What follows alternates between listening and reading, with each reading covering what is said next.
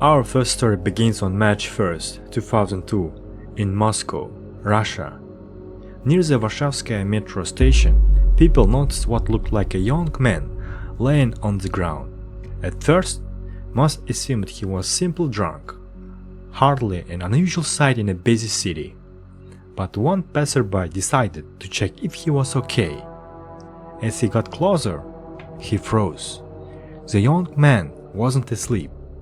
His throat had been slit.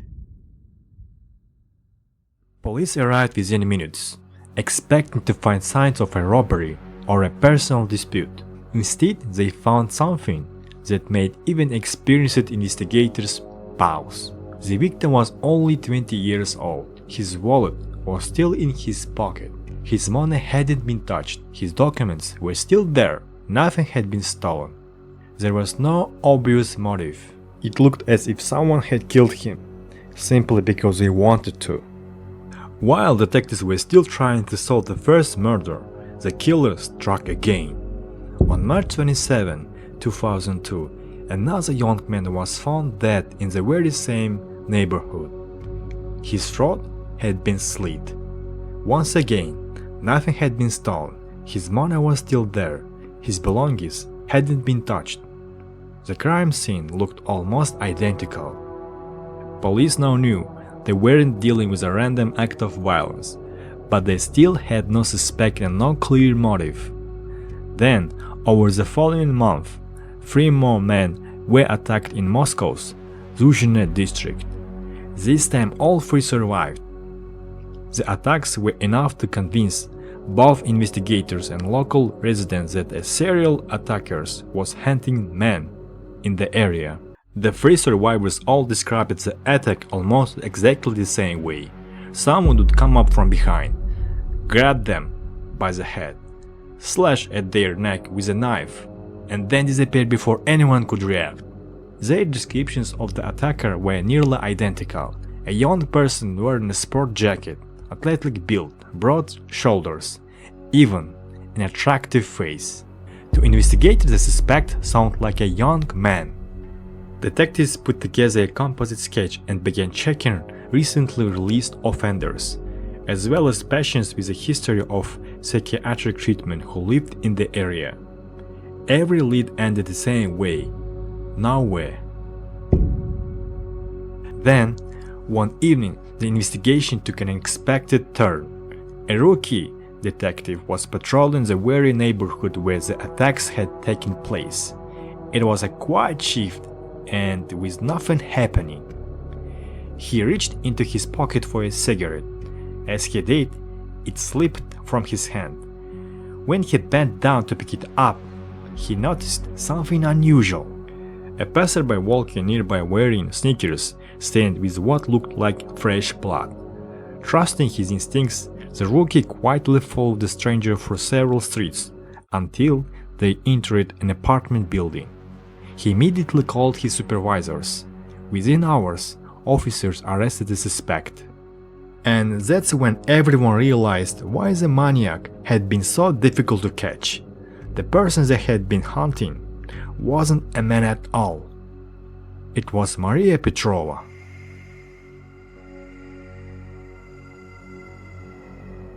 The suspect turned out to be 24-year-old Maria Petrova.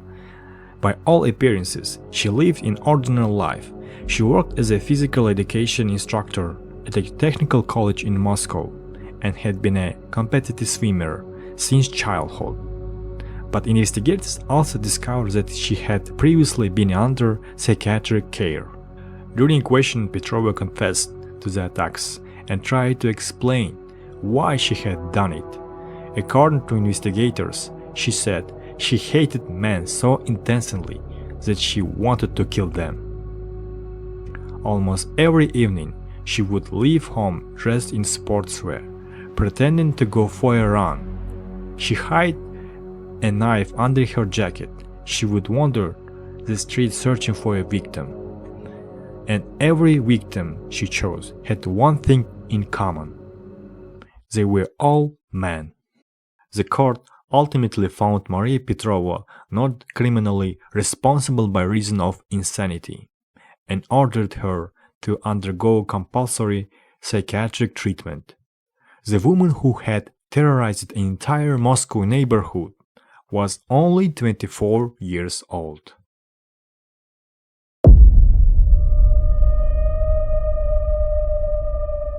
Lukas Slabazewski was a 31-year-old Polishman who had moved to British in 2005. He lived in Peterborough and worked in a warehouse. Kevin Lee was 38 and property developer and landlord who owned several properties in Peterborough. He was married and had 2 children. And John Chapman was 56. He was a Falkland War veteran who lived in a quiet, relatively ordinary life in Peterborough. 3 men, 3 completely different lives, and yet all 3 men connected by one woman. Her name was Joanna Dennehy.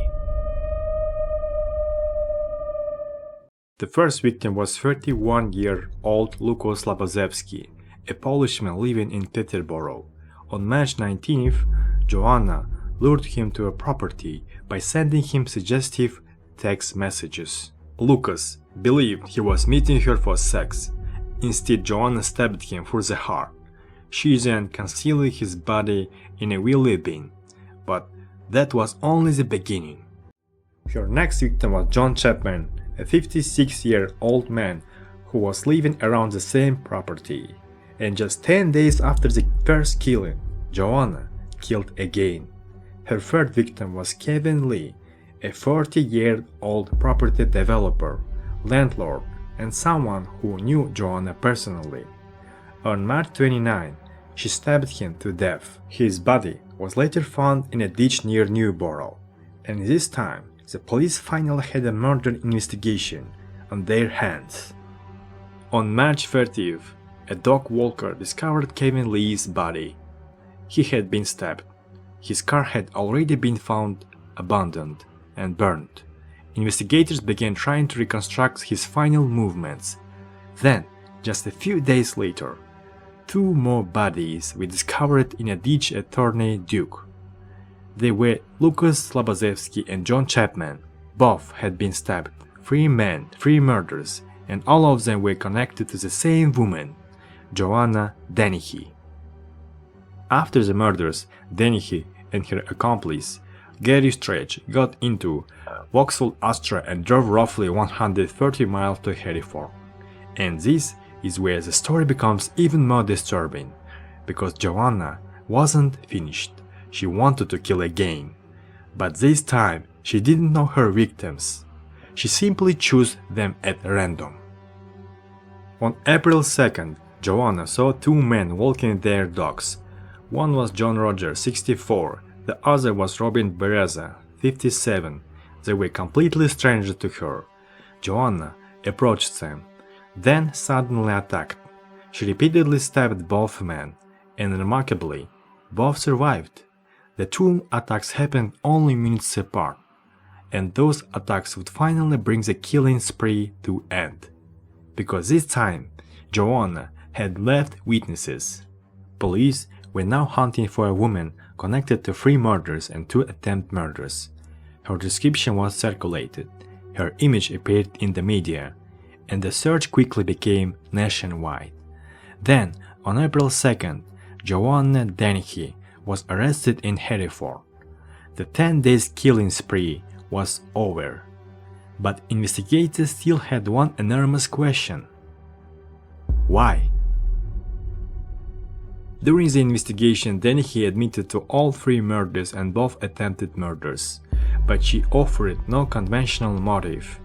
Later, during psychiatric assessment, she reportedly said that she had wanted to find out how cold she really was, and then, according to evidence presenting at sentencing, she said it became addictive. In November 2014, Dennehy unexpectedly pleaded guilty to all 3 murders and 2 attempted murders at the Old Bailey. She also admitted disposing of the bodies, and in February 2014 she was sentenced to a whole life order. She would never be released from prison. The judge described her as cruel, calculating, and selfish and manipulating serial killer. Joanna Dennehy had murdered 3 men in just 10 days, then traveled across England and tried to kill 2 complete strangers. 5 victims, 2 survivors. One of the shortest and most violent killing sprees in modern British criminal history. The next story takes us to a completely different part of the world, Iran. In 2006, in the Iranian city of Kazvin, an elderly man was found dead on the street. At first, it looked like he might have died of natural causes, but the autopsy revealed something much darker. The man had been strangled, and soon investigators had a suspect, a 29-year-old woman named Mahin Kadiri. The case eventually went to court, but the prosecution failed to present enough convincing evidence to prove that Mahin was responsible for the murder, and in the end the court found her not guilty. Mahin Kadiri walked out of the courtroom a free woman, but what nobody knew at the time was that this would not be the last time her name appeared in a murder investigation. Mahin Kadiri was born in 1967 in Kazvin, a city in northern Iran. Very little is known about her early life, but according to reports, she came from a large family and left school at a young age. She married when she was only 13, and eventually she had 2 daughters. Later in life, Mahin developed serious financial problems. She accumulated a large amount of debt, and according to her own statements, she became desperate for money. At some point, she came up with a way out of her financial problems. Her victims would become her source of income. Beginning in early 2009, elderly women in Kazvin began turning up dead. The victims had something in common. They were older women, and many of them were wearing valuable jewelry. Investigators eventually discovered that women had been approached near religious shrines. Mahin would offer them a ride home in her Renault, and that was the beginning of the trap. She would talk to the women, gain their trust, and sometimes tell them that they reminded her of her own mother. Then, during the drive, she would offer them juice.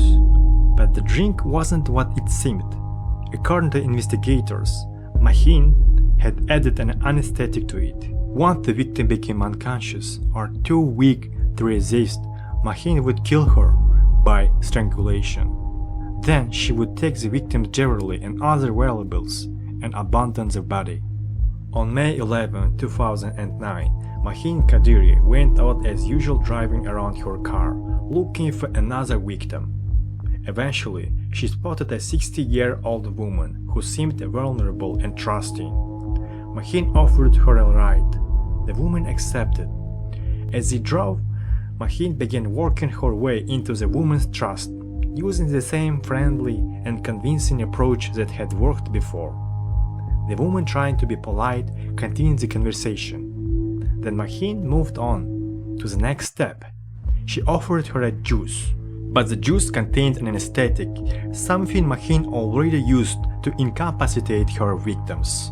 Fortunately, this time the woman had already begun to suspect that something was wrong. She refused the drink. Then she noticed something else.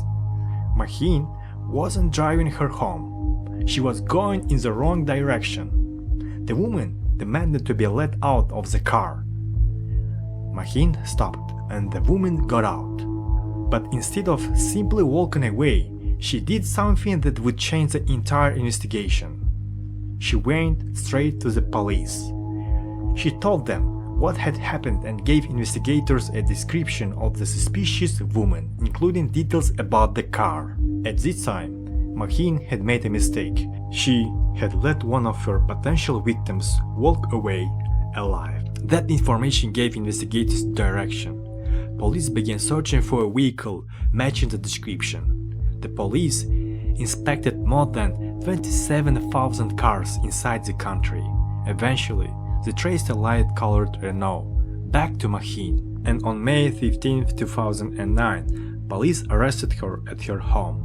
But what they found there made the case even more disturbing. Investigators reportedly discovered newspapers, articles about murders, along with writings and materials concerning other serial killers. Mahine was no longer just a suspect, she confessed the killings. According to the case records, she admitted to 6 murders, 5 of victims were women, and she had robbed them after killing them. She was sentenced to death. On December 20, 2010, she was executed by hanging at Kazvin Central Prison. She was 32 or 33 years old. A woman becoming a serial killer was something so rare and unexpected that it almost sounded like something written for a movie. But Mahine Kadiri was real, and by 2009, she was about to prove just how dangerous she could be.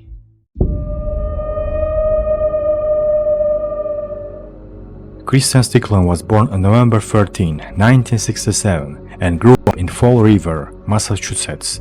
In a stable middle-class family, from an early age she stood up for her intelligence and academic ability. In 1990, Kristen Gilbert was hired as a nurse at the VA Medical Center in Northampton.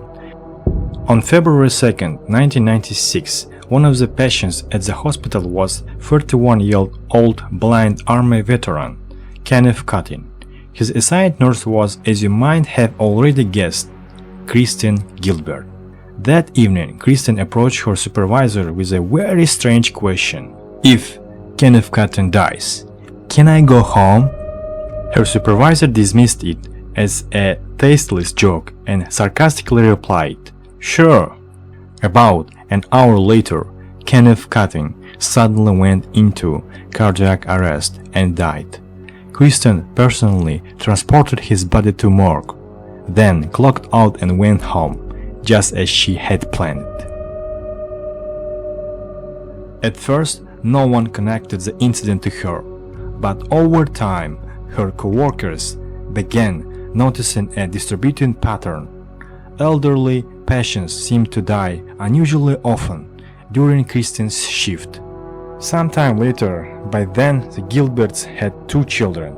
Kristen began an affair with James Perrault, a police officer who had recently joined the hospital security team.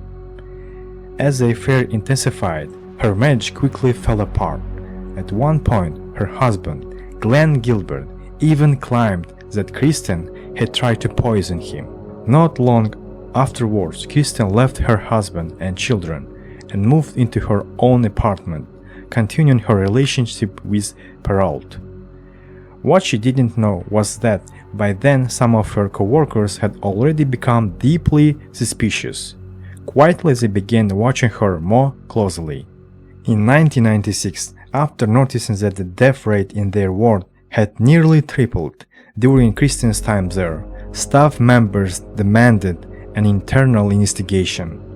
That investigation soon led to a full police inquiry, and eventually, Kristen Gilbert was arrested. Investigators eventually uncovered a horrifying pattern. The patients had died from cardiac arrest caused by lethal doses of epinephrine, also known as adrenaline. According to prosecutors, Kristen deliberately injected the drug to trigger a medical emergency. She would then rush into help with the resuscitation, giving herself another opportunity to appear calm, skilled, and heroic in front of her co-workers. Hospital staff suspected that Gilbert may have been responsible for hundreds of deaths over years. However, prosecutors were only able to prove her involvement in 4 murders and with 2 attempted murders. Investigators also found that over the course of just 3 years, more than 300 patients had died during Kristen's shifts. To this day, Kristen Gilbert has never admitted what motivated her crimes. Many of her former co-workers believed the motive was tied to her obsession with James Perrault. Whenever a patient died, a hospital security officer was required to respond to the scene, giving Kristen another chance to see him. Some investigators and colleges later speculated that what may have started as a way to get his attention eventually evolved into something far darker, and that she began killing simply because she enjoyed it. However, that remains speculation, as Gilbert herself has never explained why she did it. She was sentenced to life in prison without possibility of parole, where she remains today. In 2003, Gilbert filed a federal appeal seeking a new trial, but just a few months later she withdrew it, after a new US Supreme Court ruling made it possible for prosecutors to seek the death penalty if her case were retried.